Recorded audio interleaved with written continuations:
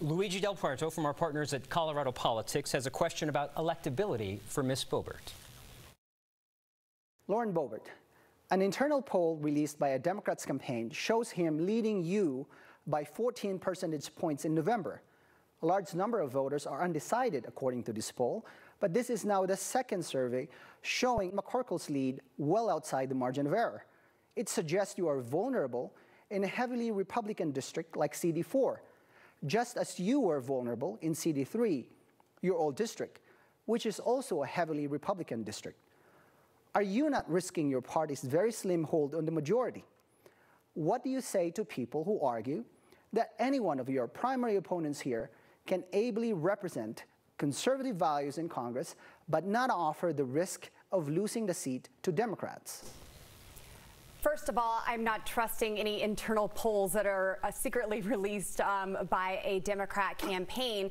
And I think the Democrat who released that internal poll needs to be focused on his own primary, which he is scheduled to lose to his opponent, Trish. We have a special election that is taking place in Colorado on June 25th, and she has a huge advantage being the Democrat nominee for that special election. I do believe that Greg Lopez will ultimately win that special election, and we all need to get out that vote. In Colorado's 3rd district, we did have a very close election, but we also had 50,000 Republicans not show up to vote. And maybe it's because those Republicans were frustrated at other elected Republicans who have failing conservative records, who refuse to stand with President Trump, and they felt abandoned statewide and nationwide. But no matter what, this is the time for us to show up and get out the vote. I do not believe me being here is making this a vulnerable seat. This is a huge move for conservatives in Colorado. So just to be clear, Ms. Boebert, you blame Republican voters for the fact that you nearly lost a safe seat and not your own conduct. When 50,000 Republican voters do not show up and think that their vote does not matter, that does make an impact on elections. That's why we have get out the vote campaigns, and that is why we need to start collecting ballots and follow the rules that have been put in place by Democrats so we can start winning elections again.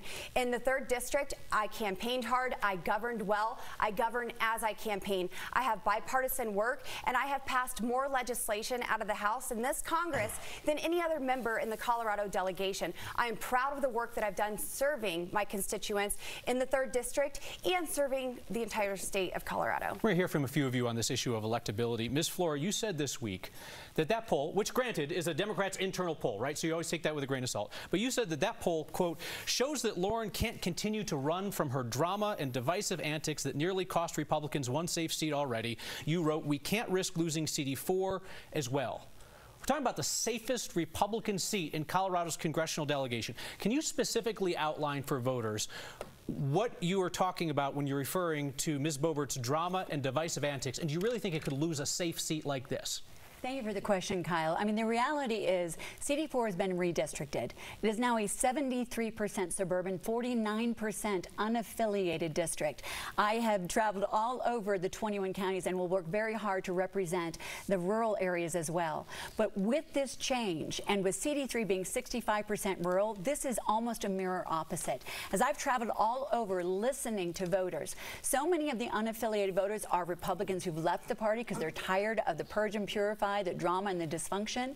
And many also are unaffiliated voters who do not understand, because no one has persuaded them that our policies are the very things that will solve the issues that keep them up at night.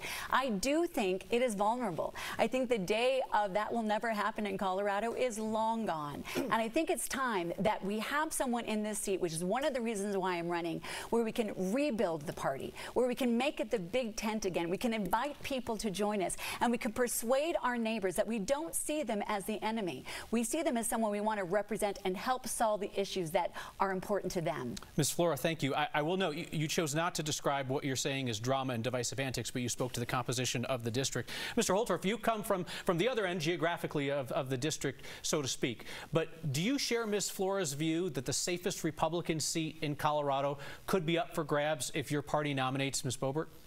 So, Kyle, thank you for the question.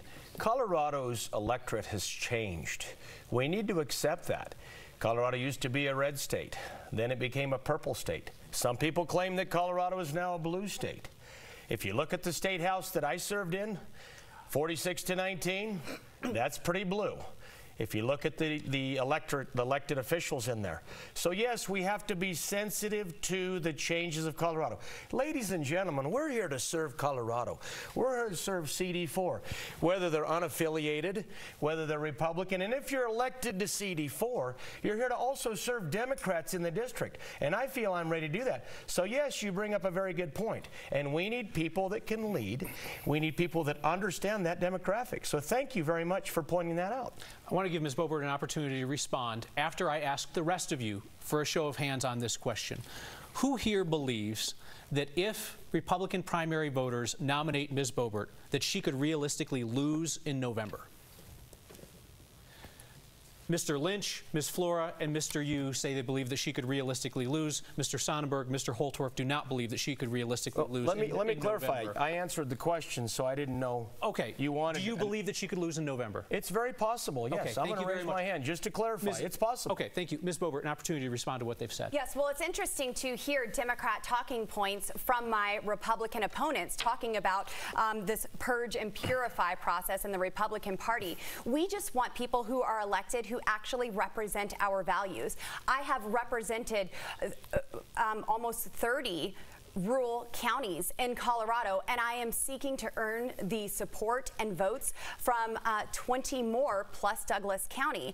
And having that on the ground work has shown so much unity in the Republican Party and bringing unaffiliated voters on our side. Having bipartisan legislation, having good governance in Washington, D.C., opening up the House floor for amendments to empower representatives to represent their constituents, and even working with our state's senators to get legislation across the line. I do not believe that I will make this seat vulnerable. This is a Republican district, and they want a Republican who has a 100% conservative voting record, as I do. Thank you, Ms. Boebert.